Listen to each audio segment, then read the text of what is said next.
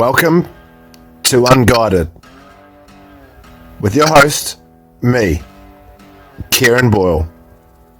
In this episode, I want to show you a few tricks and tips that I've learned from being a commercial and recreational fisherman. And after seeing so many violent storms, big seas in different parts of the world, I thought it time that I would share my little story. Catching big fish, being on beautiful boats in beautiful parts of the world. And recently, I was lucky enough to head back home to where it all began, back in Wellington in New Zealand. So sit back with a beer, a cup of coffee, piece of cake, and see what we get up to on Unguided back in New Zealand. Every day before and after school, I used to ride to the wharf on my bike and my homemade trailer. And if it wasn't down at the wharf, I was on the rocks. And if it wasn't on the rocks, I was down at the beach, catching all sorts of beautiful fish. My mum and dad always pushed me and my younger brother to go and chase our dreams and do whatever we wanted. And fishing for me was one of them. So when I went back home, I got straight back into what I used to do when I was a kid, fishing off the beach. And while I was back home, I borrowed the old man's scooter and went for a quick blast down to the local in Evans Bay in Wellington. The target species, big red gurnard, or a snapper, or a spotted shark, aka rig, or lemonfish as we call it here. I broke out the old Shimano surf leaders, beautiful surf casting rods, 3-piece, and can cast to the frickin' moon. Matched with the Shimano CI14, these rods and reel combos are epic for big casts and fighting the fish.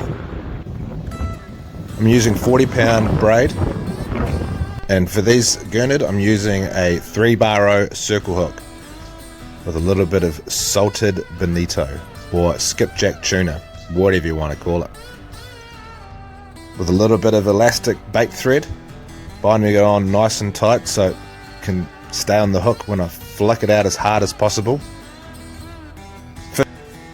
I fish with 40-pound fluorocarbon trace when I'm chasing gurnard in the harbour, as it works best to catch these guys because they're quite finicky and they don't want to be sort of looking at sort of too thick a line, sort of get a bit detracted from it.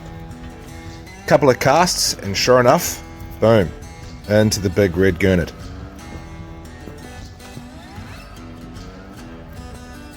This particular one's probably about just on a kilo, and that was coming home for breakfast for me and my dad in the morning. But that night, we needed to go and catch some bait. Went off to the local wharf, Seatoon Wharf, to go and catch paddle crabs, to go and chase rig. We're going to use the crabs to chase the rig, or spotted sharks if you want to call them, over in a place called Palliser Bay. So we threw out the pots and we waited.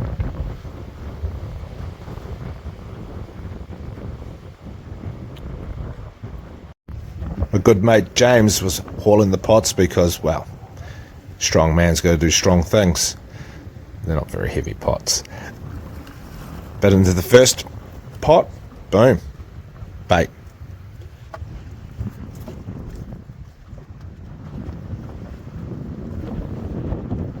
Once we'd caught enough, took them back in a small container and put them in the fridge, not the freezer. Just wanted to get them sort of chilled right down. Didn't want to get their tissues and membranes to break down too fast because I wanted to have a bit of toughness as they were to be on the hook. I'll show you how I put them on a little bit later. And with enough bait caught, it was time to head home.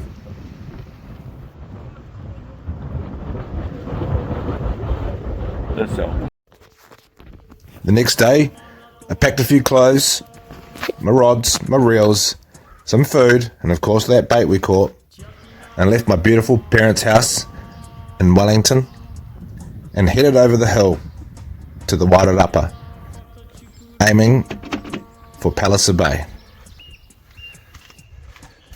It's about a 2.5 hour drive, and I was lucky enough to pinch my mate's ute, which was 4-wheel drive. It's good having mates with no licenses. You can just steal their car because, well, they're not allowed to drive it. Cheers, James.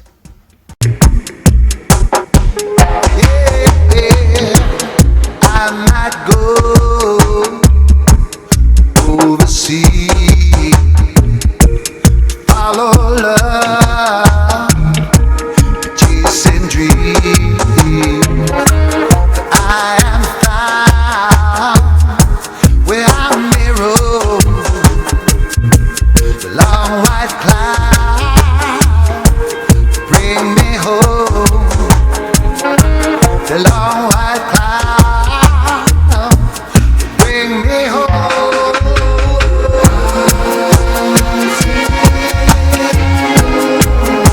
I tell you all, it's so well life.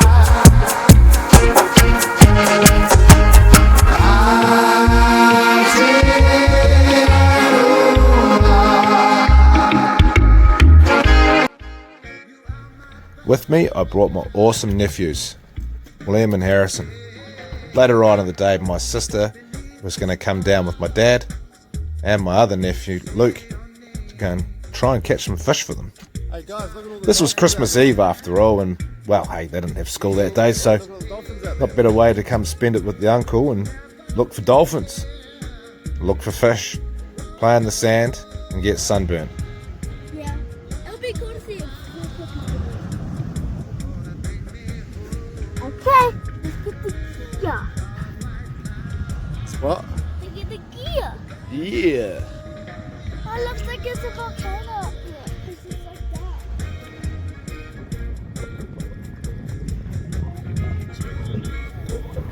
that. So we pulled out some gear and we set up the tent as well, just for aesthetics.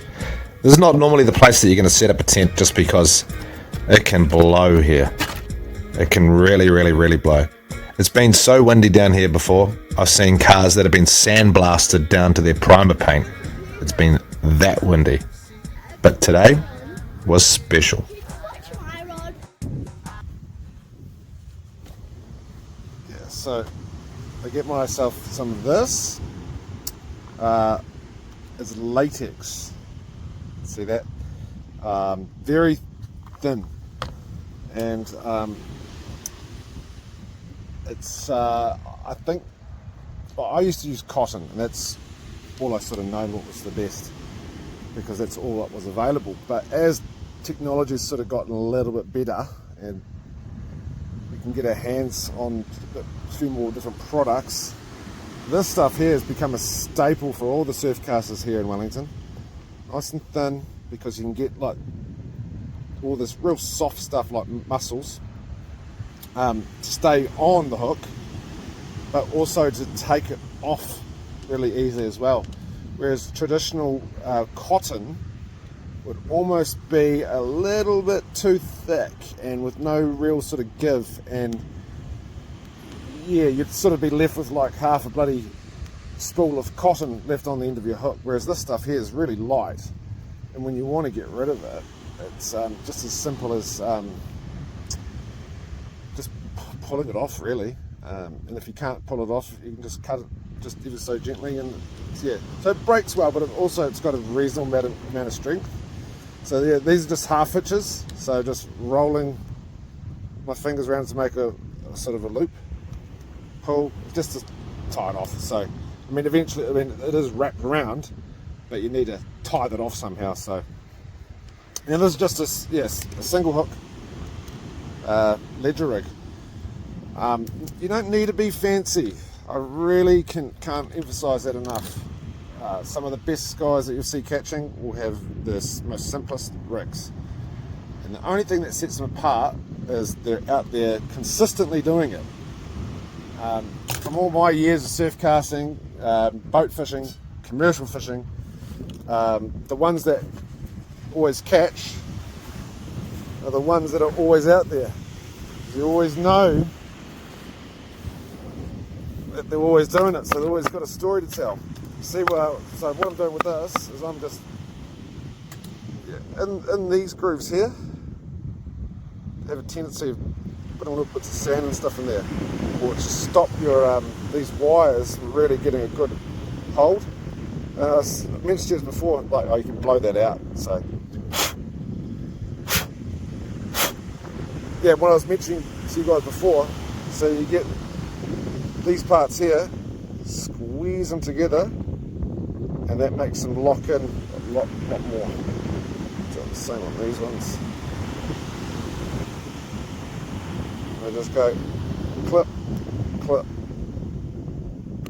boom, nice. So yeah, 40-pound fluorocarbon trace. It's just real easy. That's single hook. I think that's what they call a 2-bar row or a 3-bar row. Yeah, they come in different sizes, but that's what I recommend anyway, as a circle hook. Doesn't matter what colour, it's sharp, it's all good. No matter what brands, you know, who cares, you know. It's going to do the trick anyway. But just don't use the old crap that's sitting at the bottom of your tackle box, like, that you haven't seen in years. Like, I've been fishing in New Zealand for almost 2 years, and I've gone to the different tackle stores and got new stuff, because it's like, there's no point even trying to think about using old gear. Anyway, I'll see what happens.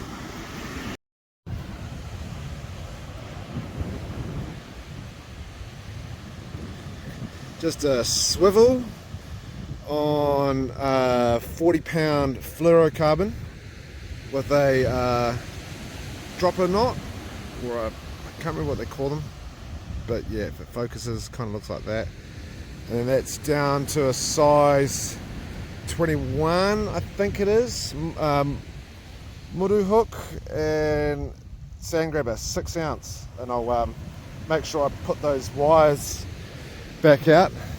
But yeah, I will trudge on down and change the bait on this rod. I've got 2 pieces of pilchard on that rod, and of course the cray and the mussel combo. See how this goes. Fish, I don't know.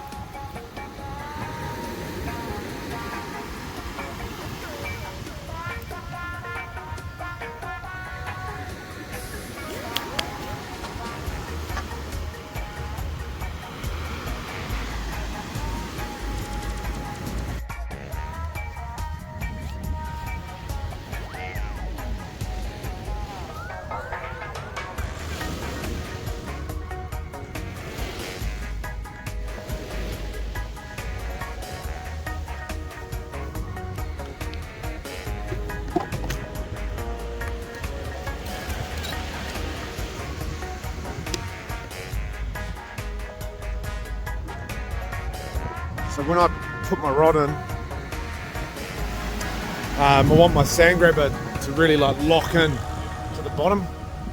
And I don't know if you can quite picture that on the camera, but the line's got a little bit of slack, even though I've cast it out and I've walked backwards up the beach without letting too much extra line go out. I still want to get that line sort of stuck on the bottom. It's just soft sand, kind of like what we're seeing here.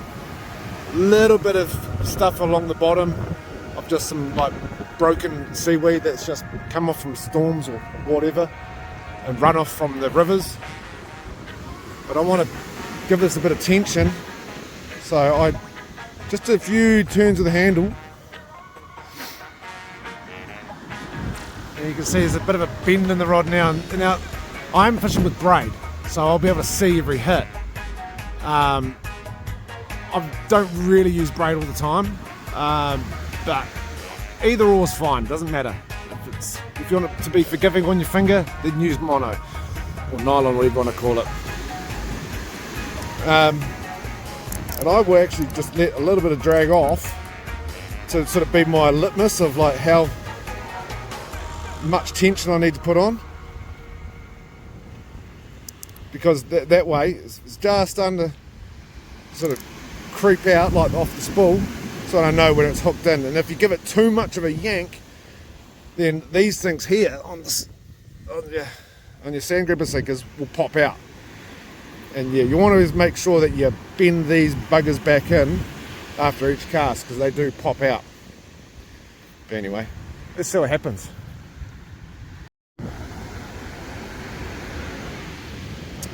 Yeah, so before, well, I didn't capture on film, I caught a rig, and that was on cray and mussel combo.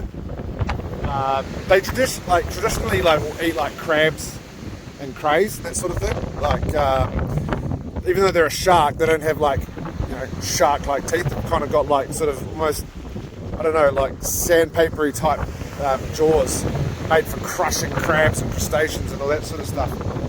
So that's why they take a liking to the crayfish. Even though there's no shell on it, it's just the taste that they like. You sort of get quite a few in Palliser Bay here, because the crabs will like be living on like the sand stuff, like they're paddle crabs, and they'll bury themselves into the bottom, just behind the breakers, even though there's no real swell here today. And what the rig will do is they actually bury their nose and to lift up the paddle crabs, and then the paddle crabs will start to swim off, and they'll just munch on them with their strong jaws, but there's no real teeth. Excuse me. But I mean, the target here is anything, because yeah, who cares? It's a nice day. Anything will do. Yeah, Palliser at its best.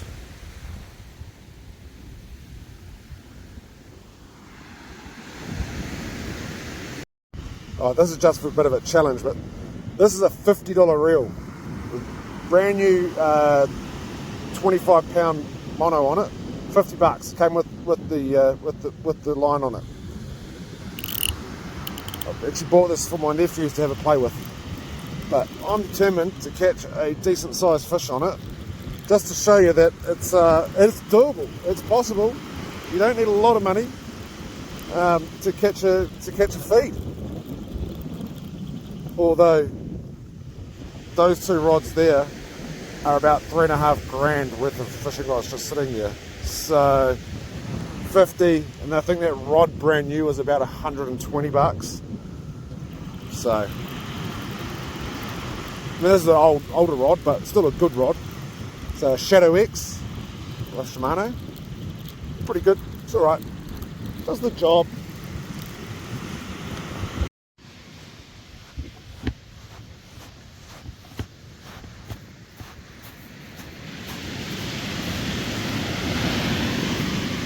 Right here, just got a little touch on it.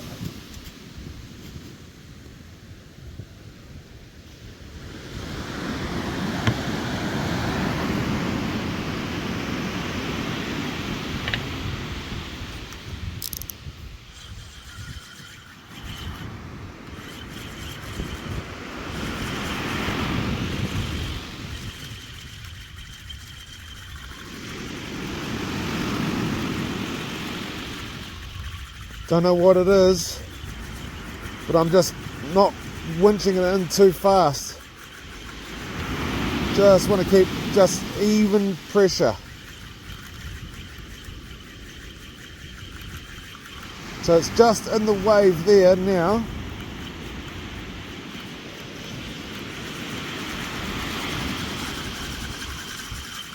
Yeah, there we go.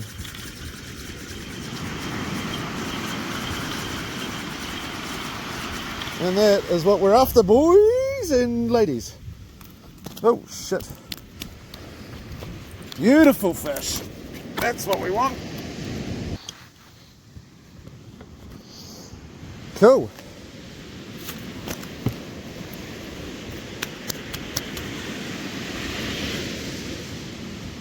So what I'll do is I will get that other bait rig set up, clip it onto there and fire it out, get this bad boy on ice. Sweet, there's a little boy. Enough to feed 2 people probably. Excellent.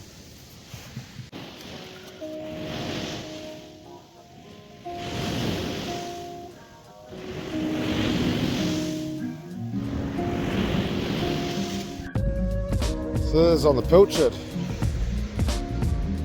This is on the bottom hook, which was a tail. So I think I'll put pilchard back on both of these ones. See what happens. Crabs out on that one. We've got mussel and cray on that one.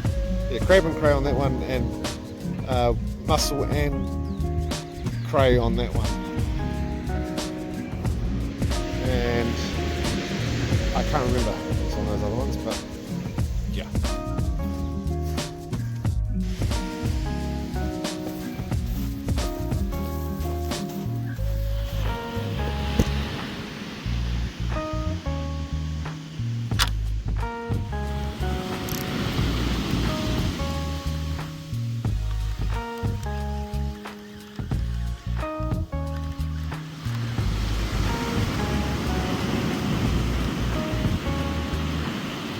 What is it? I think it might be a kahawai. Yeah, it's a kahawai.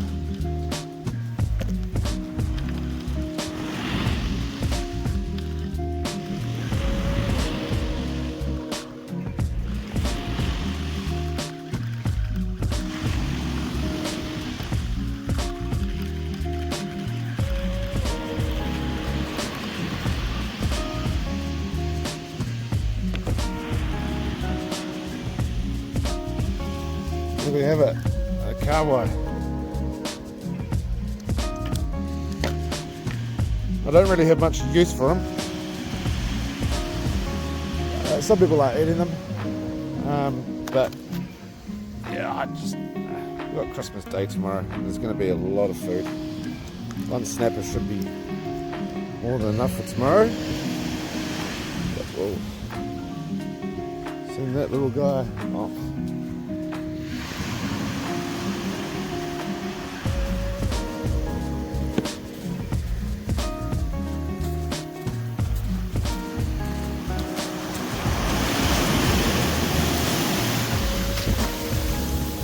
Gone.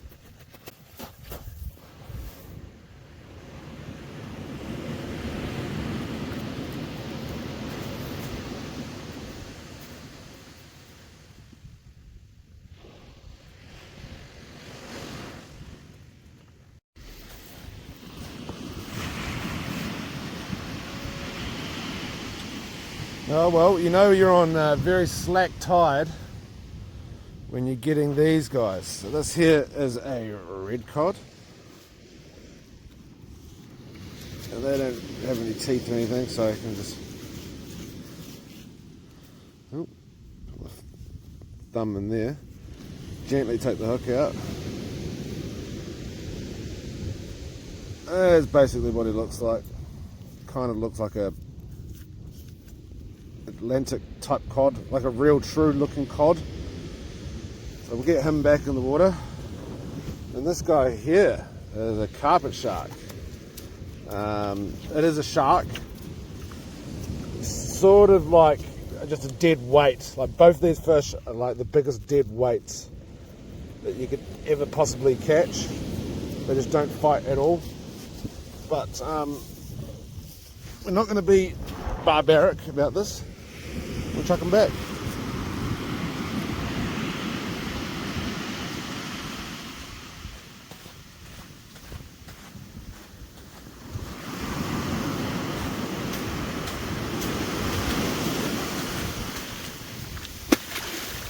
Be gone. Oh.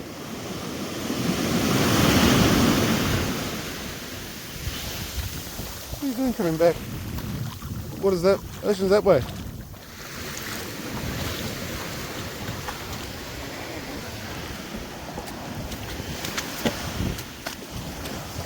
You too, mate. Come on. I know you've got some life back in you.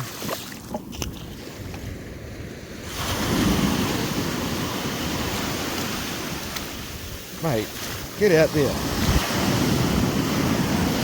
Come on. Don't swim backwards.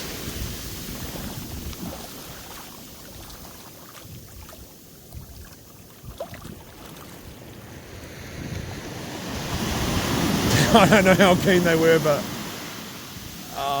mate, conscience is clear when I don't have to worry about trying to deal with them and take them home.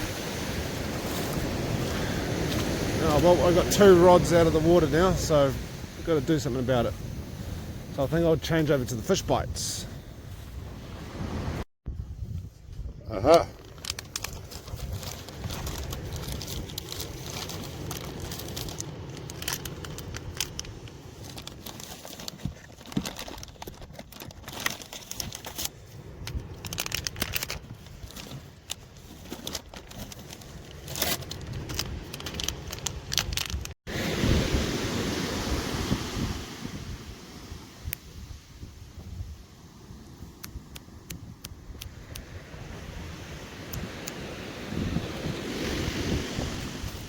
So this rod here, I haven't got any reflective tape on it. So this is going to be the first one that's going to get the siloam stick. And yeah, I like using the reflective tape and the siloam sticks. It's just, yeah, peace of mind. You get to see the whole bend of the rod, especially when you're in Wellington, where you're fishing at night and it can be really windy. And the bites can be a little bit deceptive. Now, I am doing this probably not to the manufacturer's description, because I'm using duct tape.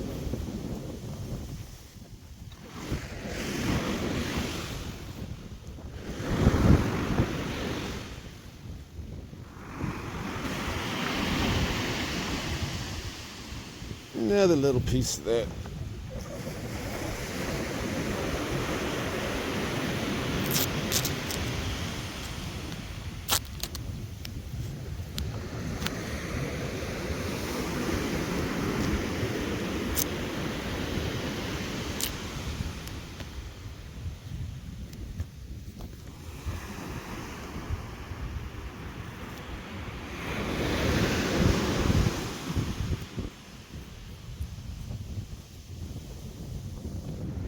Okay, that is better than nothing.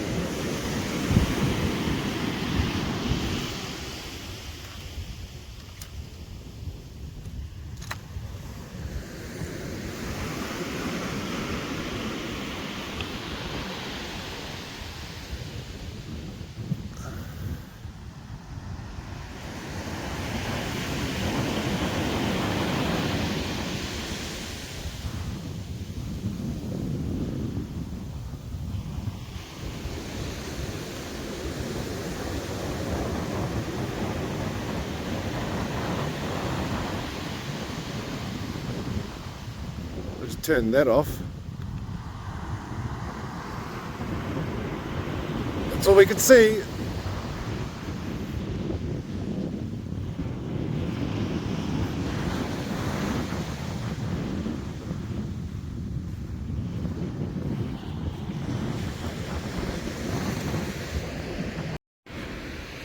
Okay, so that is a rig.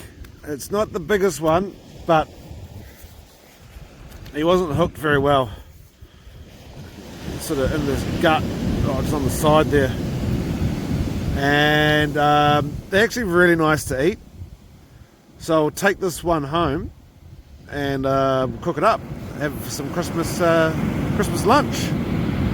Cool.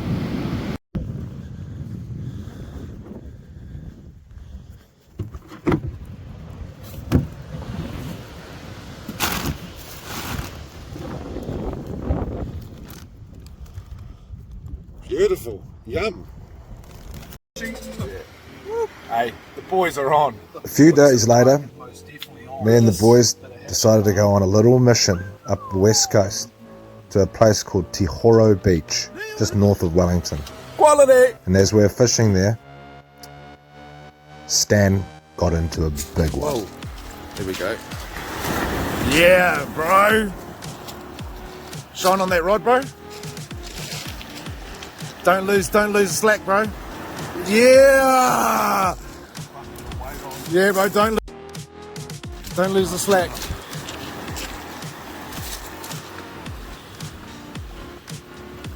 Got a big head knock on. Yeah, bro. Shine in front, bro, not on my eyes. Yeah, shine in front, bro. Just The boys are on! yeah, bro. Yeah! Oh, bro, that's 20! That's 20, baby! That's 20, baby! That's 20, baby! Oh my fucking god, baby! Woo! We're on. Got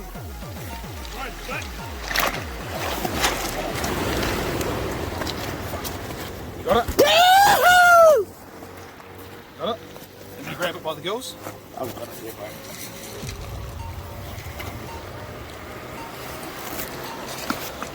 Where'd that sinker go?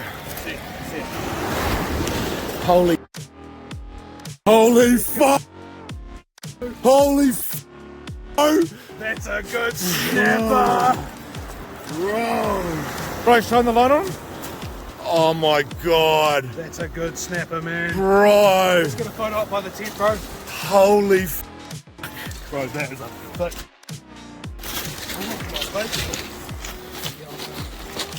No, you won't, bro. You need to take the line out of its mouth, bro. You say that?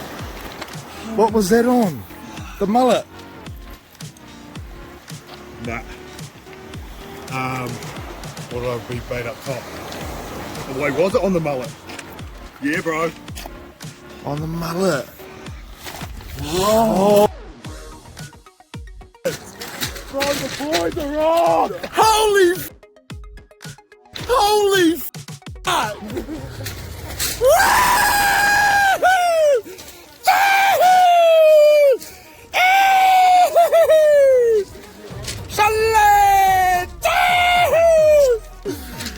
Oh, brother! Woo! This is Livingberry! Oh, bro! Yeah, bro. Ah! Fuck baby! Woo! Get a side view, yeah. Oh, look at the size of the. Oh, brother. Cause the boys are on. Woo! Yeah, brother. Bro. Boys play. Hey, cheer, brother. Woo!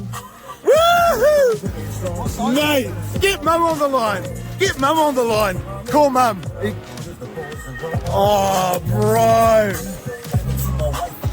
How big was that? How big is that? That's 20, bro. It's my son's 5th birthday. You know he's on it. That's 20.